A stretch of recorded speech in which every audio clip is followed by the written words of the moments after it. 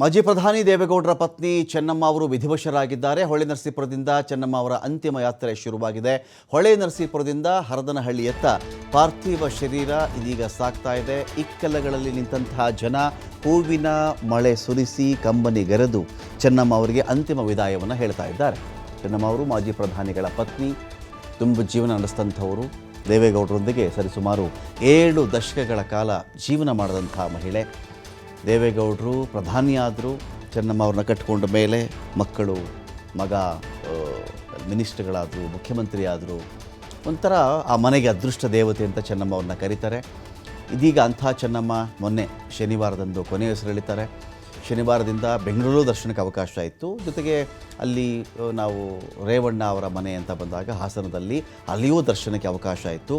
ಇದೀಗ ಸಂಜೆ ಮಾವಿನಕೆರೆ ರಂಗನಾಥ ಸ್ವಾಮಿ ಬೆಟ್ಟದ ತಪ್ಪಲಲ್ಲಿ ಚೆನ್ನಮ್ಮ ಅವರ ಅಂತ್ಯಕ್ರಿಯೆ ನೆರವೇರ್ತಾ ಇದೆ. ಕೆಲವೇ ಕ್ಷಣಗಳಲ್ಲಿ ಅಂತಿಮ ವಿಧಿವಿಧಾನಗಳು ಶುರುವಾಗಲಿದೆ. ಅಲ್ಲಿ ದಾರಿಯುದ್ದಕ್ಕೂ ಸಾರ್ವಜನಿಕರು ಕಿಕ್ಕಿರಿದು ನೆರೆದಿದ್ದಾರೆ. ಅಲ್ಲಿ ಚೆನ್ನಮ್ಮ ಅವರ ಅಂತಿಮ ದರ್ಶನ ಪಡೆದುಕೊಳ್ತಾ ಇದ್ದಾರೆ. ಮುಕ್ತಿ ವಾಹನದಲ್ಲಿ ಪಾರ್ಥಿವ ಶರೀರದ ಮೆರವಣಿಗೆ ಇದೆ.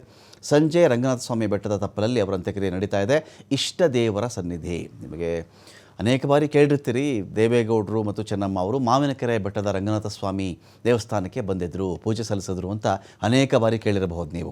ಅದೇ ಮಾವಿನಕೆರೆ ಬೆಟ್ಟದಲ್ಲಿ ಚೆನ್ನಮ್ಮ ಅವರ ಕೊನೆ ಆಸೆ ಅಂತೆ ಅದು. ಅಂದರೆ ತಾನು ಎಲ್ಲಿ ಸಂಸ್ಕಾರ ಆಗಬೇಕು ಅಂತ ಹೇಳಿದ್ರೆ, ನನ್ನ ಸಮಾಧಿಯಿಂದ ಮಾವಿನಕೆರೆ ಬೆಟ್ಟದ ರಂಗನಾಥ ನನಗೆ ಕಾಣಿಸ್ಬೇಕು ಅಂತ ಚೆನ್ನಮ್ಮ ಅವರ ಕಡೆ ಆಸೆ ಅದು.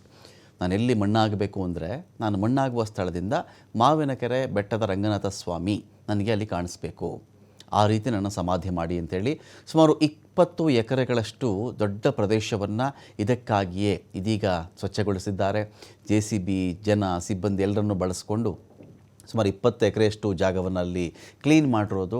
ಅಲ್ಲಿ ಬಂದವರಿಗೆಲ್ಲರೂ ಕೂಡ ಒಂದು ವ್ಯವಸ್ಥೆಯನ್ನು ಕೂಡ ಅಲ್ಲಿ ಮಾಡಲಾಗಿದೆ.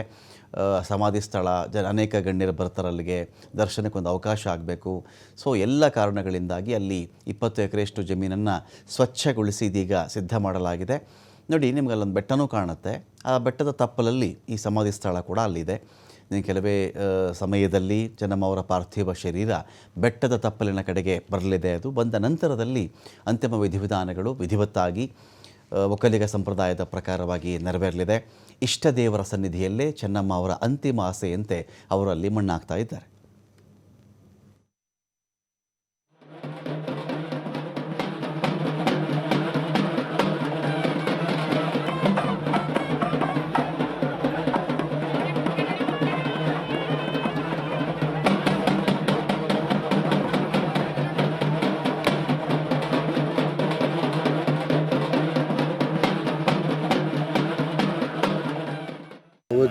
ಸರ್, ಅವ್ರಿಗೆ ಎಲ್ಲಿಂದ ಬಂದರು ಅವ್ರಿಗೆ ಎಲ್ಲರಿಗೂ ಊಟ ತಿಂಡಿ 62ರಲ್ಲೇ ಮಕ್ಳುಗಳಿಗೆ ಸಾಯಂಕಾಲ ಊಟ ಹಾಕೋರು.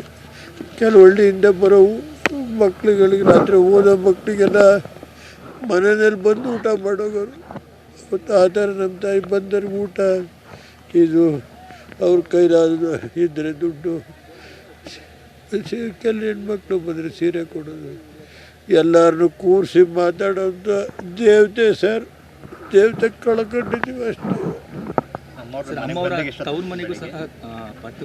ರಾತ್ರಿ ಹೋಗಿತ್ತು ಅಲ್ಲಿಗೂ ಅವ್ರ ಆತ್ಮಕ್ಕೆ ಇದಾಗಲಿ ಅಂತ ನಮ್ಮ ತಂದೆ ಊರವರೆಲ್ಲ ಹೇಳಿದ್ರು ಅಂತ.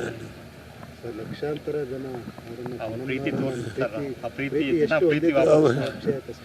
ಬೆಂಗಳೂರಿಂದ ಇಲ್ಲಿಗೆ ಬರ್ಬೇಕಾದ್ರೆ ನೀವೇ ನೋಡಿದಿರಲ್ಲ ಸರ್. ಬೆಂಗಳೂರಲ್ಲೂ ಮೊನ್ನೆ ರಾತ್ರಿ, ಇಲ್ಲೂ ಅಷ್ಟೇ. ಇವತ್ತು ಯಾರನ್ನೇ ಅವರು ಒಬ್ಬರು ಇವತ್ತುವರೆಗೆ ಒಂದು ಸಣ್ಣದಾಗ ಮಾತಾಡಿಲ್ಲ. ಅವ್ರು ನನ್ನ ತಂಗಿ ಮನೆಯಲ್ಲೇ ಇದ್ದರು. ಸರ್ಕಾರದ ಕಾರಲ್ಲೇ ದೇವಸ್ಥಾನಕ್ಕೆ ರಾಜರಾಜೇಶ್ವರಿಗೆ ಪ್ರತಿ ಶುಕ್ರವಾರ ಬೆಳಗ್ಗೆ ಇದಾದರೆ